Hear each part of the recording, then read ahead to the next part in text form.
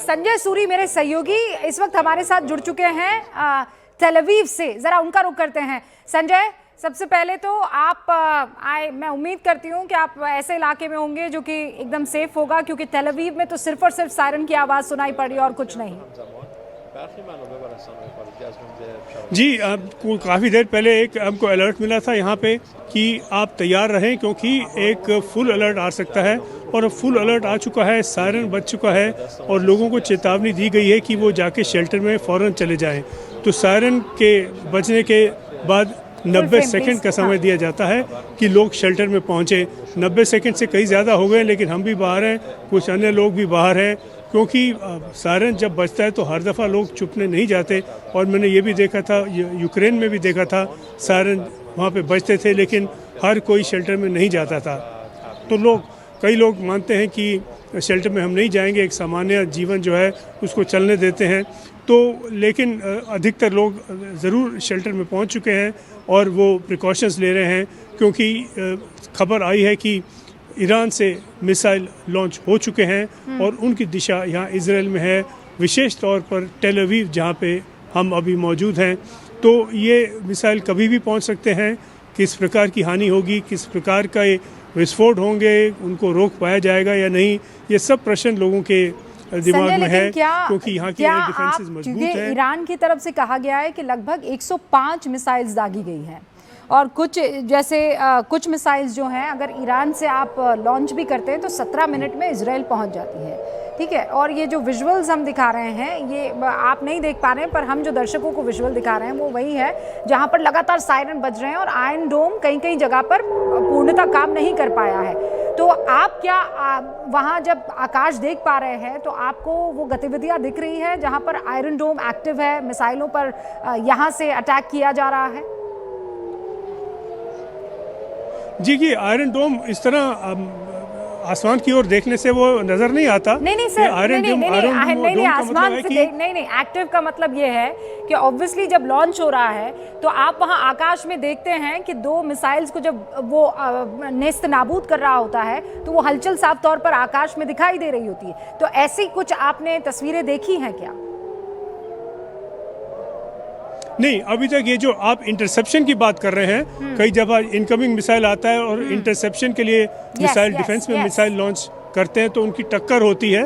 तो ऐसा अभी तक यहाँ कोई हमने नज़ारा नहीं देखा, क्योंकि संभव है कि ये कई बैलिस्टिक मिसाइल्स हैं, इनको काफ़ी ऊंचाई पर इंटरसेप्ट किया जाता है, क्योंकि जो इजराइल के डिफेंस है ये 3 लेवल पर हैं। सबसे ऊपर एक एरो सिस्टम है जो कि लॉन्ग रेंज मिसाइल्स को, हाइपरसोनिक मिसाइल्स को इंटरसेप्ट करता है। उसके नीचे है David sling missile system, medium range missiles को रोकने के लिए, और उसके नीचे है आयरन डोम जो करीब शॉर्ट रेंज मिसाइल है उनको रोकने के लिए। तो ये 3 लेयर्स हैं, 3 स्तर हैं इजराइल के डिफेंस और इजराइल की सुरक्षा के लिए। तो ये इस्तेमाल होते हैं, हर दफ़ा नज़र नहीं आता कि ये कैसा हो रहा है, कैसी टक्कर चल रही है, लेकिन आपने सही कहा कि अक्सर ये नज़ारा भी दिख जाता है। क्योंकि जब आप ये कह रहे थे तो बिल्कुल बगल में वो तस्वीरें चल रही थी, शायद किसी एक इलाके में इस तरीके की तस्वीरें दिखी हैं तो वहाँ कोई शख्स मौजूद होगा जो उसने अपने मोबाइल कैमरे में उसे रिकॉर्ड किया और हम तक पहुँचाया है। और वो तस्वीर because it's a clear blue sky और हम साफ तौर पर देख सकते हैं कि वहाँ से एक मिसाइल छोड़ी गई है और उसको शायद बीच में ही इंटरसेप्ट कर दिया गया है, क्योंकि वो रेखा आगे की तरफ फिर जाते हुए नहीं दिख रही है और फिर वो नीचे की तरफ डिसेंड करती हुई दिखाई दे रही है। उसी वक्त आपको एहसास होता है कि यहाँ पर एक्टिविटीज कितनी स्ट्रांग है और आयरन डोम कैसे काम कर रहा है। संजय जी, बिल्कुल सही आपने कहा कि ये अटैक जारी है और इसके लिए, इसको रोकने के लिए इंटरसेप्शन मिसाइल्स भी लॉन्च हो चुके हैं कई जगह पर। फिलहाल जिस जगह में मैं यहाँ खड़ा हूँ तेल अवीव में, ये हमें ऊपर नज़र नहीं आया ऐसा कोई दृश्य, लेकिन ये इस पर निर्भर है कि कौन सा मिसाइल कहाँ लॉन्च होता है, उसको कहाँ इंटरसेप्ट होता है। तो ये इत्तेफाक की बात है किस मिसाइल को कहाँ पर रोका जाए, कहाँ उससे टक्कर ली जाए। तो फिलहाल हमने यहाँ ये नहीं देखा।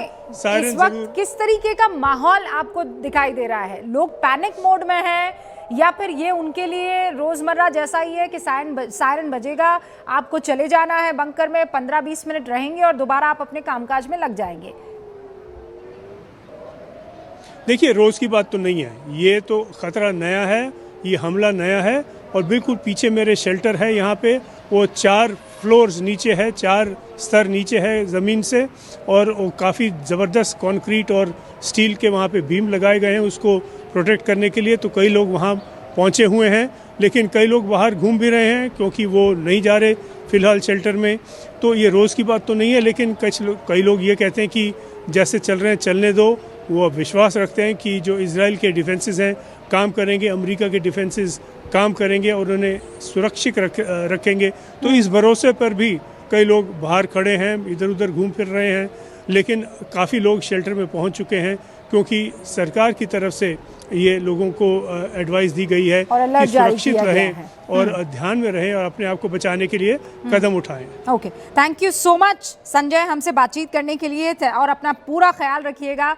न्यूज़ 18 इंडिया और नेटवर्क 18 को लगातार खबरें पहुंचाते रहिएगा। संजय सूरी हमें बता रहे थे कि तेल अवीव में अब से कुछ देर पहले ये कहा गया था कि एक सायरन बजेगा और वो सायरन आपको इस तरह इस बात की इत्तला करेगा कि अब ये बड़ा हमला हो चुका है। और कुछ देर पहले वो सायरन बजा है और लोग अपने अपने बंकर्स में जा बैठे हैं लगातार, क्योंकि ईरान की तरफ से मिसाइल्स दागी जा रही है। और जैसा संजय सूरी बता रहे थे, देखिए पिछली बार जब मेरा ईरान जाना हुआ था, माफ़ कीजिएगा, जब मैं इजराइल गई थी तो वहाँ पर लोगों ने ये कहा था कि सायरन बजते ही रोज़मर्रा की बात है। और हम फ़ौरन, क्योंकि हमास की तरफ से उस वक्त अटैक एक के बाद एक हो रहे थे, वहाँ से रॉकेट लॉन्चर्स रॉकेट जो हैं वो दागे जा रहे थे, और इसीलिए उन्होंने कहा था कि रोज़मर्रा की बात हो गई है, सायरन बजता है, हम बंकर में जाते हैं, 15-20 मिनट रुकते हैं और उसके बाद दोबारा आ जाते हैं।